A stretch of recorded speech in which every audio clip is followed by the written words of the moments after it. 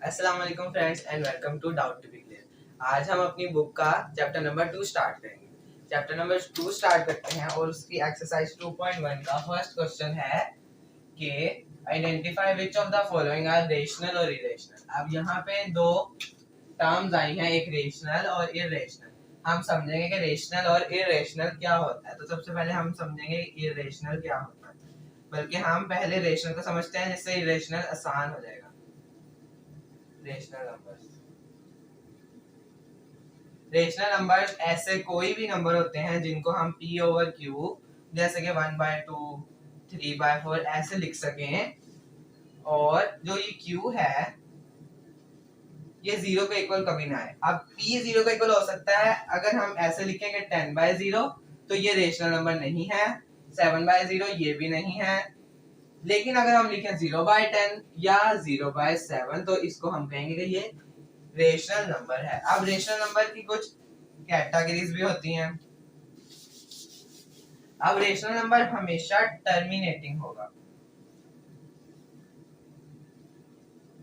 अब टर्मिनेटिंग किस तरह, जैसे कि हम लिखते हैं यहाँ 1/2, ठीक है। तो 1/2 का आंसर इधर आएगा, इधर हमने लगाया 0, यहाँ पे पॉइंट आ गया, 2 5 10, ये 0.5 1/0 का 1/2 का आंसर आ गया। ये यहाँ पे आके एंड हो गया, मतलब कि ये 1/2 1 2 पे पूरा डिवाइड हो गया। तो ये इसको हम कहेंगे कि ये टर्मिनेटिंग है। जो इस तरह रेशनल नंबर टर्मिनेटिंग होगा वो रेशनल नंबर कहलाएगा। जो फ्रैक्शन टर्मिनेटिंग होगी वो रेशनल नंबर कहलाएगी। अब इसकी एक और कैटेगरी, अगर वो पूरा डिवाइड ना हो, जैसे हम लेते हैं 1/3 1/3 अगर पूरा डिवाइड नहीं होता, जैसे हमने इधर 0 लगाया, सपोज कर लेते हैं इधर 0 है, यहाँ पे आ गया पॉइंट 0 पॉइंट। अब 3 3 9 आगे, 3 3 9 3 3 9 3 3 9 3 3 9, वो 1 बचता जाएगा और हम 0 लगा के आगे 3 3 9 करते जाएंगे। अब ये पूरा डिवाइड नहीं हुआ, लेकिन ये 3 दोबारा दोबारा दोबारा आई जा रहा है और ये चलता ही जाएगा, कभी भी एंड नहीं होगा। तो इसको भी हम कहेंगे कि ये एक रेशनल नंबर है। अब रेशनल इसकी और भी टाइप्स है कि सिर्फ ये 3 3 3 नहीं, बल्कि ये हम इस तरह भी लिख सकते हैं। अब और इसका इस तरह भी लिख सकते हैं। अब इसको 3 डिजिट में भी कर सकते हैं।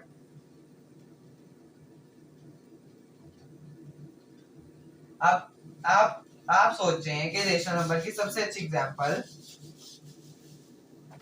कोई भी ऐसा नंबर हमने तलाश करना है उसकी एग्जांपल के लिए जो p ओवर q की फॉर्म में हो। तो हम कह लेते हैं कि 10/3 p ओवर q की फॉर्म में है, और हमने देखा कि q 0 नहीं है। अब हम इसको डिवाइड करके देखते हैं कि ये टर्मिनेटिंग है या फिर इसको बोलेंगे रिकरिंग, जो कि डिवाइड तो पूरा ना हो लेकिन वापस वापस आए। तो हमने इसको करना है 3 3 9 पॉइंट आगे ऐसे 3 3 3 चलता ही रहेगा। तो ये वापस वापस आ रहा है, तो हम कहेंगे कि ये एक रेशनल नंबर है। अब इरेशनल नंबर को समझते हैं।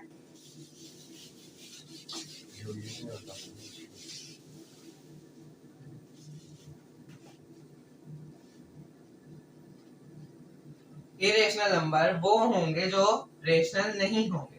अब रेशनल जो नहीं होगा वो इरेशनल कैसे होगा कि यहाँ पे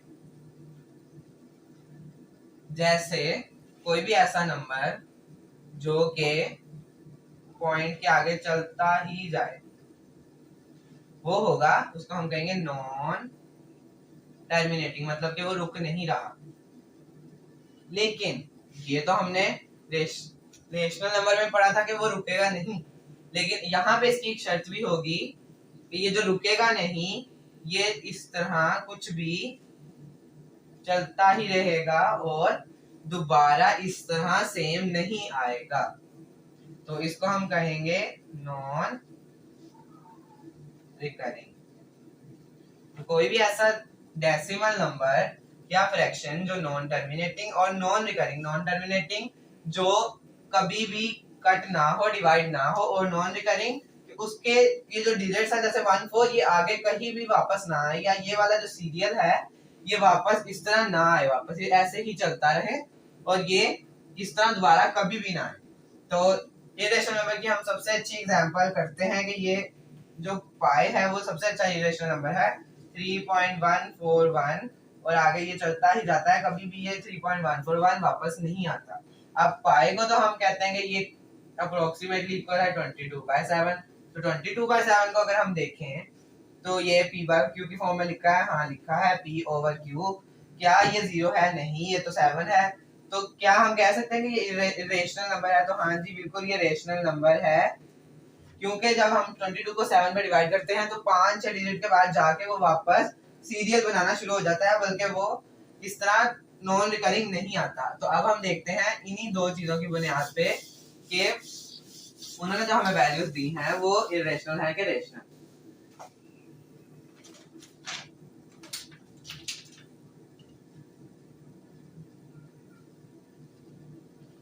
सबसे पहले उन्होंने हमें कहा है √3। तो हम इसको कैलकुलेटर पे चेक करेंगे कि इसका आंसर क्या आता है।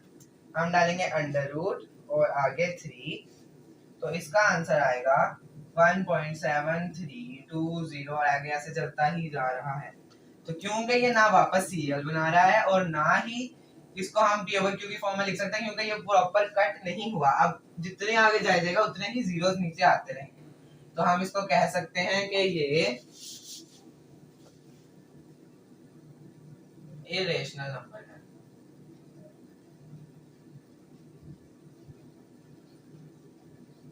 और कोई भी ऐसा नंबर जिसका कंप्लीट स्क्वायर ना बनता हो, जैसे ये 3 इसका कोई स्क्वायर नहीं बनता, तो ये भी एक रिलेशन। अगर यहाँ पे √4 आता तो √4 का आंसर आता है 2, तो 2 एक रेशनल नंबर है क्योंकि उसके नीचे 1 होता है। तो कोई भी ऐसा नंबर जो कि अंडर रूट में हो और उसका कंप्लीट स्क्वायर ना बनता हो, अंडर रूट से बाहर निकलने के लिए इंपॉर्टेंट रूल है कि उसका कंप्लीट स्क्वायर बनता हो। जैसे अंडर रूट है, under root is equal to 1/2 होता है। अंडर रूट के अंदर अगर 4 है तो हम 4 के ऊपर ऐसे डालेंगे 1/2, 4 को लिखेंगे 2 की पावर 2 ऐसे 1/2, और ये 2 इस 2 से कैंसिल क्योंकि ये दोनों मल्टीप्लाई होंगे, सिंपल 2 रह जाएगा और उसके नीचे हम 1 डाल के उसको लिख सकते हैं इस तरह p/q की फॉर्म में। तो इसीलिए जब भी ऐसे कोई वैल्यू आए अंडर रूट के अंदर तो आपने देखना है कि क्या उसका कंप्लीट स्क्वायर बनता है कि नहीं। अब आगे हम देखते हैं, उन्होंने हमें दिया है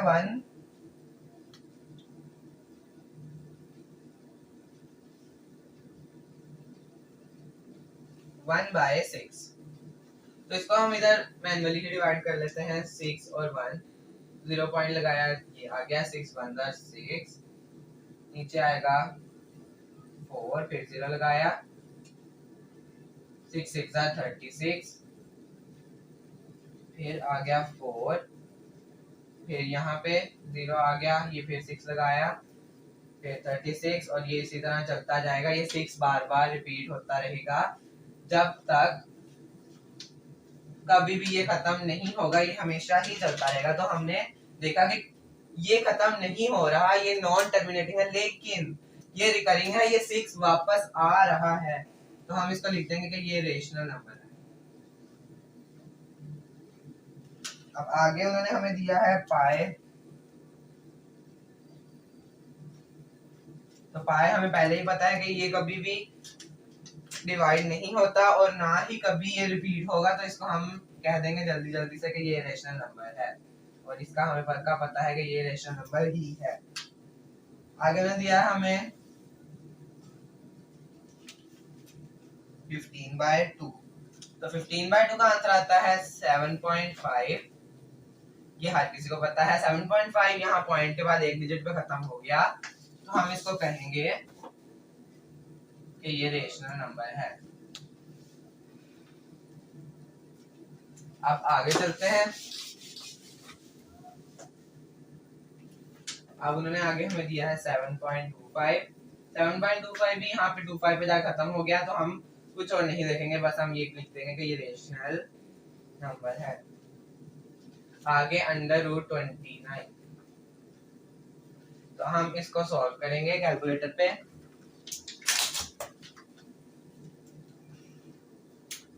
√29 का भी आंसर बार बार ऐसे नॉन टर्मिनेटिंग है, लेकिन वो रिपीट नहीं हो रहा, नॉन टर्मिनेटिंग नॉन रिकरिंग है।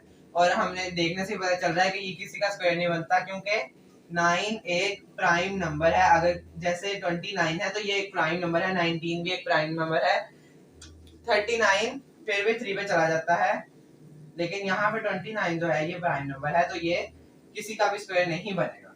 तो हम लिख देंगे इरेशनल नंबर है ये। और यहाँ पे हमारा क्वेश्चन एंड होता है। अब हम क्वेश्चन नंबर 2 की तरफ चलते हैं।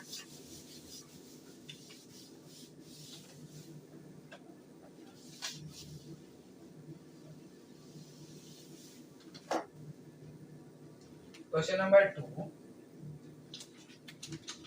अब उन्होंने हमें कहा है कि convert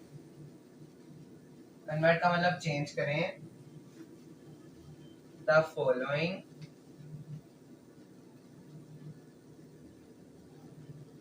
fractions into decimal fractions। तो हमने जो उन्होंने फ्रैक्शन दिए हैं हमने उनको डिवाइड करके डेसिमल में कन्वर्ट करना है। पहले उन्होंने दी है 17/25, तो हम इस तरह लिखेंगे 25 को नीचे और 17 को अंदर। अब इसको एक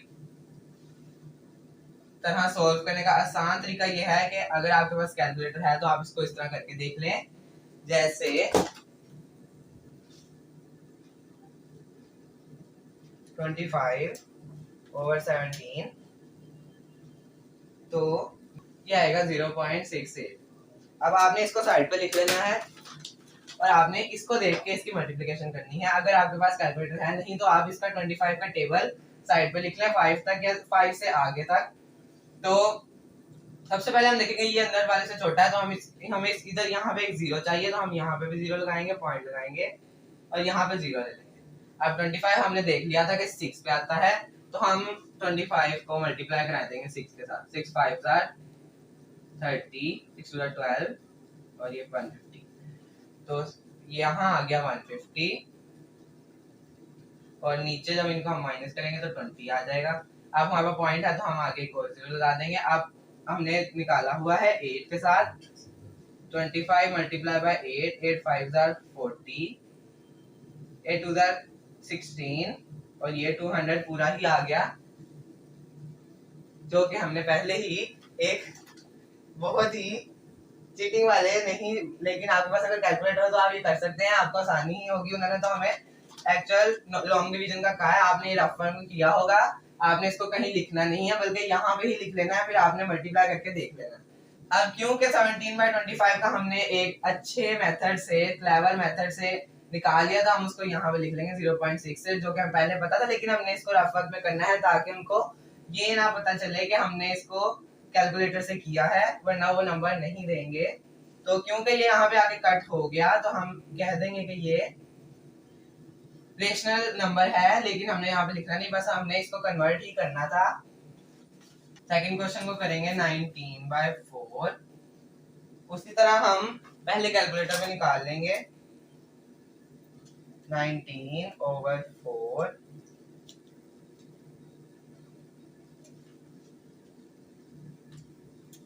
तो आंसर आएगा 4.75। अब हम कैलकुलेटर को साइड पर रख देंगे और इसको ऐसे करेंगे, ऊपर लिख देंगे 4.75। अब इसको हमने कर दिया है रेस। अब हमने 4 को 4 से मल्टीप्लाई किया तो आ गया 16, नीचे आया 3, पॉइंट लगाया तो यहाँ पे 0 आएगा, क्योंकि यहाँ पे पॉइंट आया तो हम यहाँ पे 0 लेंगे और इससे ऑनवर्ड जितने भी नंबर आएंगे उन पे हम 0 ले सकेंगे। 4 7 are 28, नीचे आ गया 2, यहाँ पे पॉइंट लगाया था तो हम 0 यहाँ पे लेंगे और 5 4 5 are 20। ये क्वेश्चन यहाँ पे एंड हो गया और हम इसको 4.75 लिख देंगे। नेक्स्ट करते हैं क्वेश्चन नंबर 3, 57/8। इसको हम रेस कर लेते हैं। इसको आपने साइड पे लाइन लगा के पेपर पे करना है। 57/8 को भी हम कर लेते हैं। पहले 7.125 आंसर आया।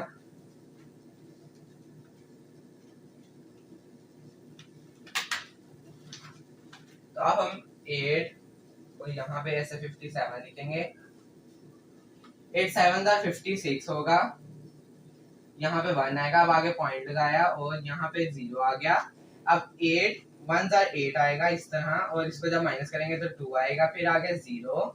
8 2 16 हमने पहले इसको लिखा हुआ है, और यहाँ पे 4 आ गया। अब इधर भी आएगा, और हमें पता है 8 5 40 होता है, तो हम 8 5 40 इस तरह लिख देंगे। इस तरह आपकी गलती का चांस बहुत ही ज्यादा कम होगा, और आपने इसको याद कर लेना है, मतलब कि थोड़ी देर के लिए, और यहाँ पे लिख देना है ऊपर। आपने इसको साइड पे अलग नहीं लिखना। 7.125 यही इसका आंसर है। अब हम फोर्थ पार्ट को करते हैं। 205 divided by 18 is equal to क्या होगा? तो हम पहले इसको कैलकुलेटर पे करेंगे। 205 ओवर 18, तो आंसर इसका आएगा 11.3888। आगे जाके कैलकुलेटर ने खुद ही इसको राउंड ऑफ कर दिया है, मगर हम इसको इसी तरह लिखेंगे। बस 3 डिजिट तक हम लाएंगे, उसके आगे हम यहाँ पे 2 डिजिट पे ही हम 9 लिख देते हैं। अब आगे इसको डिवाइड करेंगे। 205 और 18, अब यहाँ पे हम 2 डिजिट लेंगे। 18 1 18, नीचे आ गया 2, ये 5 नीचे आया, फिर दोबारा 18 1 18,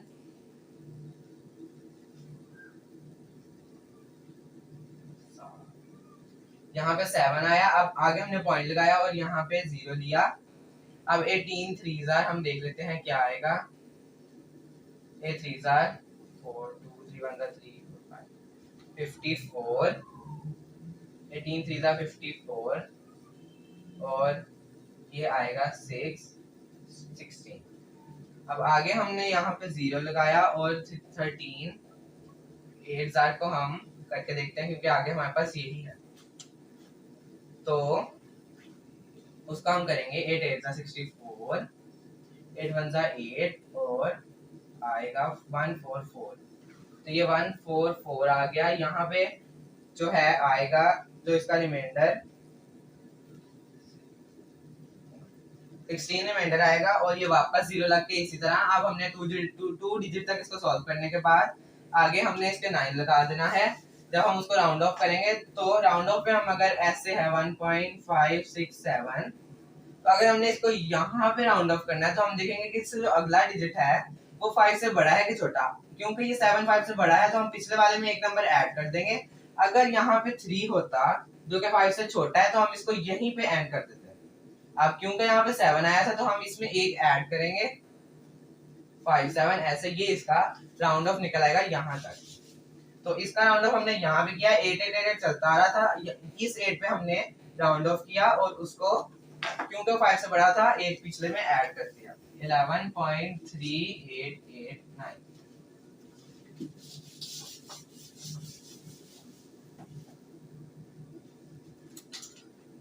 5 करते हैं, जो कि है 5 ओवर 8। इसको भी हम पहले निकाल लेंगे ताकि हमें आसानी हो। 5 डिवाइडेड बाय 8, आंसर आएगा 0.625। 5 और 8। अब हमने यहाँ पे 5 8 से डिवाइड नहीं हो रहा, तो हम पॉइंट लगा के यहाँ पे 0 लेंगे। 8 6 48, और यहाँ पे 2 आ गया। अब दोबारा हम यहाँ पे इस तरह 0 लिख सकते हैं, क्योंकि हमने पॉइंट लगाया हुआ है। 8 2 16 आएगा यहाँ पे, यहाँ हम हैं, और इस 8 2 16 हमने लिया, नीचे आ गया 4 40, 8 5 40, और यहाँ पे एंड हो गया, तो हमने लिख दिया 0.625। 6 और लास्ट पार्ट जो है, इसको भी हम बिल्कुल इसी तरह करेंगे।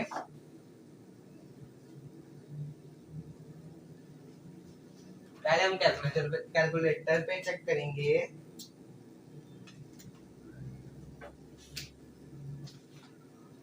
इसका आंसर काफी सारे डिजिट आ रहे हैं 0.657 89473 आगे चलता ही जा रहा है, तो हम सिर्फ 4 डिजिट तक या 3 डिजिट तक इसको लेंगे। तो हम ऊपर लिख लेंगे 0.657 और 8। यहाँ पे हम इसको अगर राउंड ऑफ करें तो ये 9 बन जाता है, लेकिन अगर हम इसको 8 भी रखें तो कोई फर्क नहीं पड़ता, इतने पॉइंट्स के बाद एक डिजिट हम पीछे कर ही सकते हैं, वरना इधर मसला हो जाना था थोड़ा सा। अब ये इससे छोटा है इसलिए हमने आगे 0 लगाया पॉइंट लगा के। आगे 6 है तो हम 38 को 6 से डिवाइड कर लेंगे, 6 से मल्टीप्लाई कर लेंगे, 6 6 48, 6 3 18, 18 और 4 22, तो यहाँ पे आया 2 2 8, 2 2 और यहाँ पे 2 2 22 आ गया। आगे हम फिर इधर 0 लगाएंगे, यहाँ पे उन्होंने लिया है 5 तो हम 38 को 5 से मल्टीप्लाई कराएंगे, 5 8 40, 5 6 15, 15 और ये 19, 190, तो हम यहाँ पे 190 लिखेंगे, ये इसी तरह आएगा। और यहाँ पे 3 आएगा 30। अब आगे हमने फिर 0 लगाना है, इसको हम रेस कर लेते हैं। अब 7 से मल्टीप्लिकेशन करनी है, 38 7 8 56, 7 3 21 और 26 266, तो ये आएगा 4 3 और आगे फिर हम 0 लगाएंगे और 8 से जब करेंगे यहाँ तक 4 डिजिट हो जाएंगे, ज्यादा से ज्यादा आपने 4 डिजिट और कम से कम 3 डिजिट तक तो आपने इसको जरूर लेके जाना है। तो 8 8 64, 8 3 24 और ये 304। अब आगे हम इसको माइनस करेंगे,